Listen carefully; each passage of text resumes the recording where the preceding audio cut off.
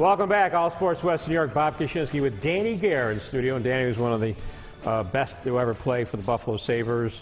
What was the most games you've ever lost in a row? I mean, the Sabres lost 14 in a row. Can you imagine that? That's a good question. No, I can't. I mean, I can remember Detroit when we were not a good team, maybe 7 or 8 or 9, but 14's a lot. And you know, the one thing about when you're losing like that, and your coaching staff is probably trying to figure out different ways, you know, to mix it up, to change it, and it's tough on the coaches too when things are going through that. But I think the big part of what you try to do is lead by example. When I was in Detroit, you try to encourage younger players, and the other thing is, you can't get outworked. You know, you have to continue to work and be effective that way. But you know, the compete level has to be there every night, and you try to emphasize that. I think as I was a captain, and I'm sure the coaching staff has done that. But you know, they're winning here and there, but it's just it's tough. It's very difficult. All right. So if you're general manager of this team, what are some of the trades you think might happen or should happen? Well, a lot of people, you know, are talking about, you know, Tyler Myers. His name comes up a lot. I think that Myers is the type of guy that they've invested a lot into. Tyler Myers, you know, he's a big, gangly type guy, but he's coming into his own every night. I see him maybe a little more assertive in his game, good skater. But, you know, I just don't see Tim Murray getting rid of him unless he gets a great deal, Bob. I would say if he was going to look at moving him, it would be in the summertime where he could have a little more time to pick and choose what the trade would be. Why push it now? The guys that I think that you're looking at now are Chris Stewart. Obviously, his name come up. I was looking at some of the free agents this morning. Drew Stafford, another one that comes up.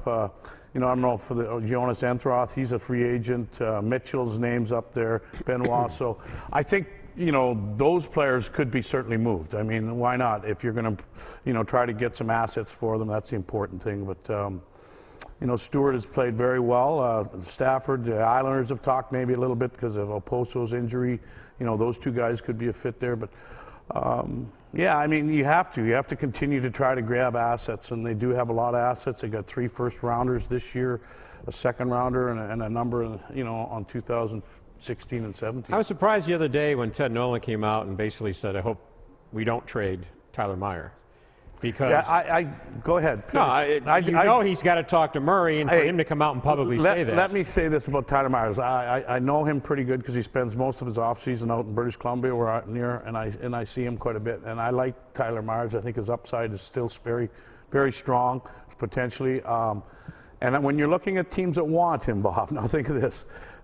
Anaheim, Detroit, Tampa Bay, they're all elite top teams right now, so they know something, you know, and you have to be careful because they've invested a lot into him right now.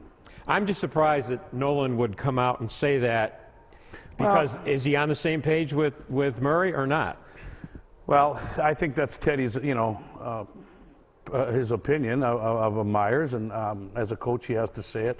I think you know, the challenge with Tim Murray is again making sure that, you know, when you look at the guys when you look in the minors that they have and the juniors right now, when you look at Reinhart, Fashing, Lemieux, JT Compher, who played in the World Juniors, Baptiste, who plays in Erie, McCabe, Armia, Pissick, I could go on and on, Grigorenko. I mean, they have some good young players, a lot of great assets, and the potential's high. So he has to be careful as to, he's still going to need skilled players to fit with those, and even veteran players, as I mentioned. And next year they've got a lot of picks in the draft. Actually, I think the actual number is gazillion. I think gazillion. Well, 3 in the first round. 3 in the first round. 3 first-round picks. Yeah. But the NHL draft, and you know, you have to be a neophyte not to understand, it's totally different than the NFL draft.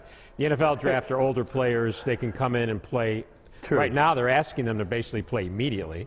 The pressure, you saw the pressure on E.J. Manuel. They expected him to start. See that a lot, and that's where you have to be careful too. You don't want to rush. All good teams, and I'll go back to Detroit again, what they learned, and you can see it even with Yzerman today. I talked to Stevie down in Tampa, how they keep their farm team, and you don't get up unless you earn an opportunity. They don't give it to you just because you're a first-round pick or anoint you get an opportunity. You have to continue to develop in the minors very strongly. Okay, before we wrap up, you've got a function you want to talk about. Yeah, we've got 2 actually. One is unpucked for the Sabres a lot of alumni and Sabre players. Thursday night down at the arena, it all goes to the Sabres Foundation. Great time. A lot of artists from Black River Entertainment. And on Monday is our Units blood drive down at the arena. If you'd like to go to units.org, I think you get some tickets from the Sabres if you help out and give blood. So you know what time that is? 9 o'clock in the morning till 3. So go to units.org and check it out, and it's for a great cause. And they'll meet some of the Sabre alumni. Alumni will be there. I'll be there. So come on by and we'll spill a little more blood. You don't get squeamish when you see blood, Danny? You tell me. Unless it's your... You tell me. I'm not going to take you on. All right, buddy. We have to do, you know, we'll have 2 old men, and there's an octagon down the mall here. We'll get in it, but you were too tough. You one of the toughest guys, pound for pound, ever to play in the NHL. How much time we got, Tim? We got about a minute. About a minute, we're wrapping up? Okay, so we're going to wrap up, but one of these days we're going to talk to you about one of the greatest stories ever was at a great news conference at the Odd, and was in the Odd Club, and you got up on the podium, and he removed his hairpiece. I never saw anything like that before, and I wish I had video Still of that. there. No. That was a classic. That was the last time I wore it. Yeah, well, yeah. Obviously, I fired it at somebody. Did I throw it at you? No, you didn't throw it at me, no. I think you threw it at Art Wander. I think Art kept Artie it. Baby Boo Boo got Art kept it. And he's still wearing it. Well, Danny Gare, we'll be back to wrap up all sports right after this.